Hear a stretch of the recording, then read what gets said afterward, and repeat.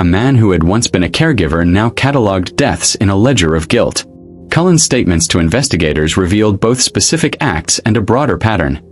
He often administered drugs in ways that would be plausibly attributed to the natural course of disease. Detectives who interviewed him described his demeanor as calm, even conversational, while he spoke of the acts.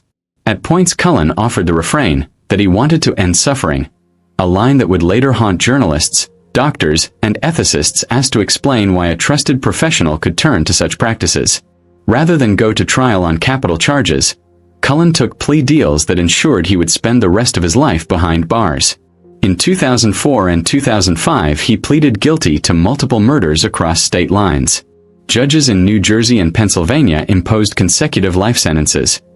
In March 2006, he was sentenced to a series of life terms that, in practice, amount to permanent incarceration. Prosecutors argued that the scope of the crimes and the need for justice for dozens of families required the harshest possible penalties short of death. The courtroom scenes were stark. Family members watched, sometimes quietly sobbing, as a man who had killed in clinical silence was finally held to account in public. When asked about his crimes in later interviews, Cullen sometimes showed no overt remorse. In a 2013 interview, he described a conflicted inner life, an inability to watch resuscitations, a compulsion to end suffering, and a sense that his actions were, perversely, an answer to an internal torment. For families and clinicians, those explanations were cold comfort. Each confession reopened wounds. Each new identified victim forced hospitals and regulators to confront a system that had missed the warning signs. One of the most disturbing, unresolved questions of the Cullen case is the total number of victims. Cullen himself admitted to dozens. Investigators confirmed dozens more. Some researchers and journalists have suggested the number may run into the hundreds.